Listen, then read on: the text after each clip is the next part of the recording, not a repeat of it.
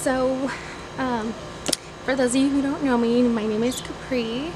I'm very new to this whole YouTube world, but I just felt like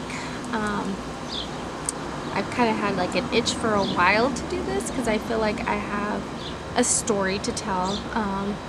I know we all do, but I feel like I've gone through a couple of things and I feel like I can probably help others. At least I hope so. So yeah. So today I just kind of wanted to talk about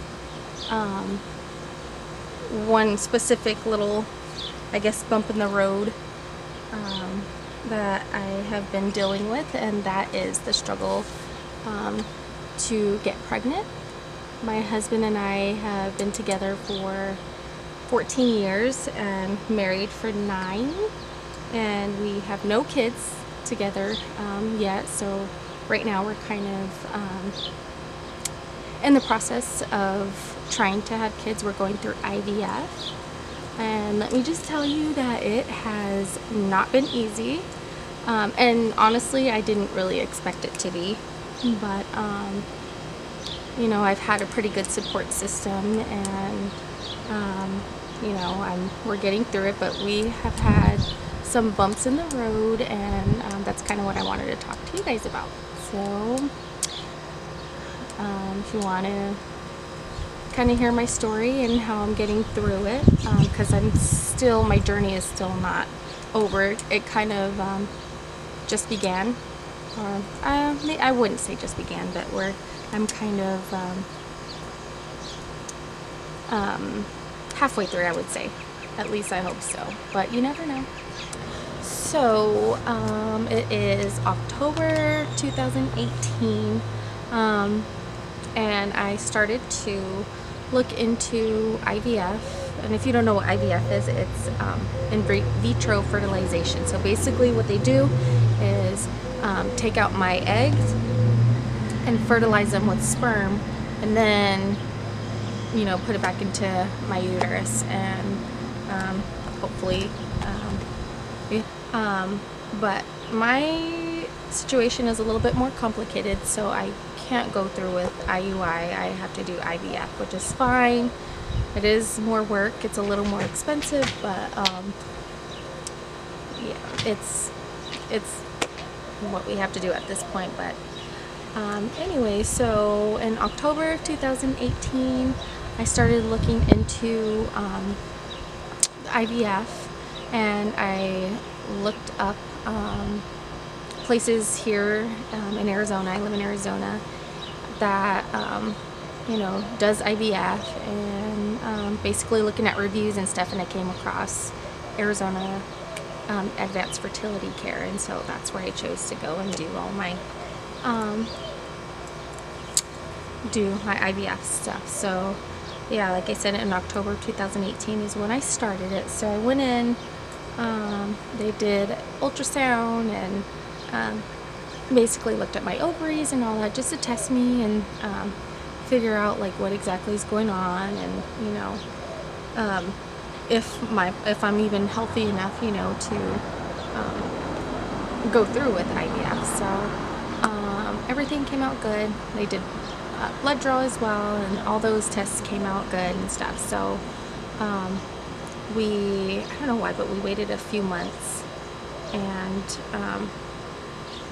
can't remember why we waited a few months to actually really start with it, with the process, but I think it was because of insurance. Yeah, I think my job, they started offering assistance with IVF, so it's like $10,000 for the actual like treatment and stuff, and like ultrasounds and all that, and then $5,000 for the medication, which really helped a lot. So I'm very grateful for that. Yeah, so we started doing, started it, and then in June of 2018, actually, yeah, so basically they were saying that I was good to go. So the whole reason why, I guess I should backtrack, the whole reason why we have to do IVF is because my husband is a cancer survivor. So it has been hard for us to get pregnant on our own. He had cancer when he was 16. Yeah, I think 16. And so with that, it's, it's made it hard for us to get pregnant. And so, that's where our journey began. But actually, yeah. And then, so then also when I was 18, they did tell me that I had PCOS, which is polycystic ovarian syndrome. So basically I get a lot of cysts in my ovaries, and I don't really produce an egg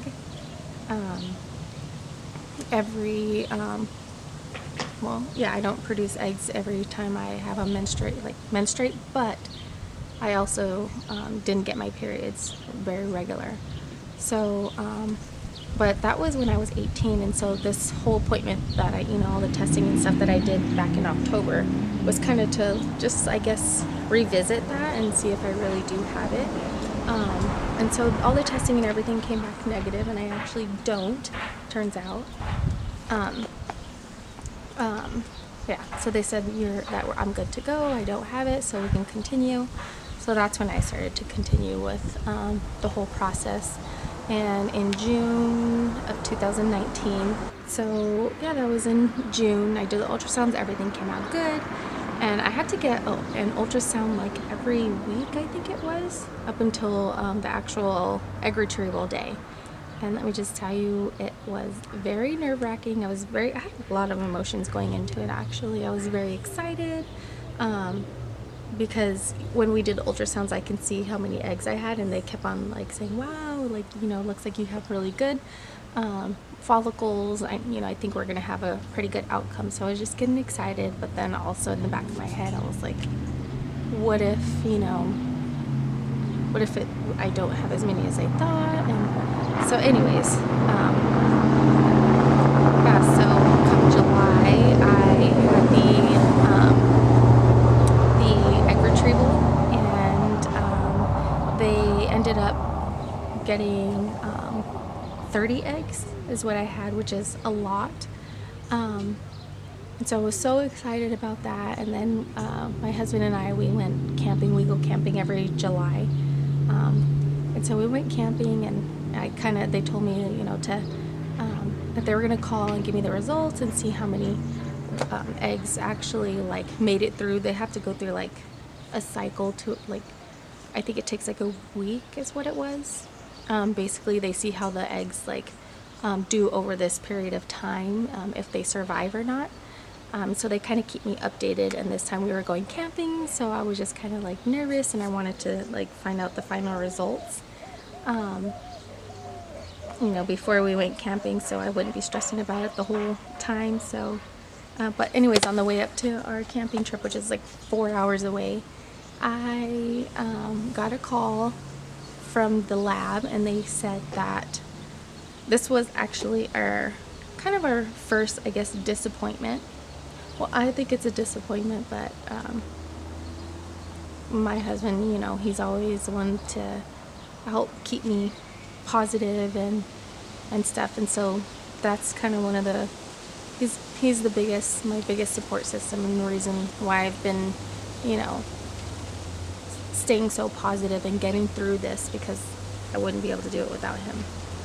But yeah, so anyways, the final number, so out of the 30 eggs,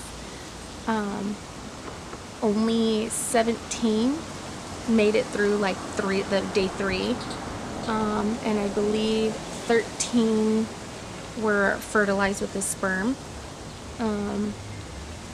and yeah, 13 made it through that. But then for the final I guess phase to ensure that the embryos were, or that once they fertilize the sperm or the eggs with the sperm, then it has to, of course, develop into an embryo, a strong, healthy embryo. So out of the 13 that were fertilized and made it through the whole process, only 4 of them were healthy, turned into healthy embryos. So I was a little bit, I was a little disappointed with that, but at the same time, I was also grateful. My husband reminded me, that God is in control, and that it's still a good number. 4 is better than none. 4 is better than 3, 2, 1. But yeah, so in the end we had 4 embryos to work with. So I was like, okay, like I changed my mentality, to just be grateful. And that's exactly what I am. Like, I'm like grateful for this whole opportunity, and I'm just like trusting the process. I know that God has big plans for us, and I'm excited for our future. But so that was kind of, I guess, my first little disappointment. So there's that. And then I guess so. And after that, September, I was scheduled to go through with the actual embryo transfer, and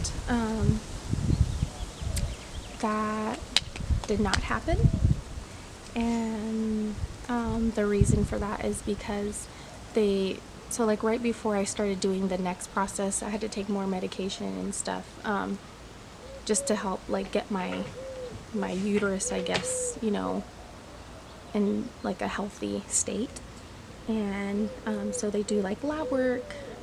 Sorry, I got distracted. They did lab work to make sure that my hormones are good, and my levels are still what my levels, when I say levels, I mean my thyroid levels, that they're still good and good to go, because that can cause like I guess when your thyroid is off, it can cause miscarriage or even like developmental issues with the baby. So yeah, they check that before they go through the whole embryo transfer. So they did check my TSH levels, and it turns out that they were really high. Like, at this point, I was kind of like, I was sad, just for so many reasons. I was like excited, telling my coworkers about it. My coworkers were excited, for the transfer and everything. And then I had to tell them the news, and it was kind of hard, because not kind of, but I think what made it hard for me too is that like I had to keep on explaining it, I guess. And the more I explained it, the more I was reminded that I wasn't able to go through with it, and that my body wasn't healthy. And not only that, like, it was scary for me to find out that I had hypothyroidism. So so that was another. So that's kind of, that's where we're at right now. So actually, no, that wasn't even it. So they said hypothyroidism, and they recommended that I go talk to my endocrinologist and get my levels under control, and then come back when they are, so that we can continue with the embryo transfer. So I was like, okay, like I was sad, but I was still like trying to stay positive and stuff, and just think positive. And I'd call my mom, and she would also tell me like everything happens for a reason, that God is in control, it's all in his timing. And that's actually what I've kind of been, not kind of, but that's what I've been, what's been keeping me motivated to continue with this whole process and stuff, is just my faith in God, and knowing that he's in control, and his timing is always perfect. So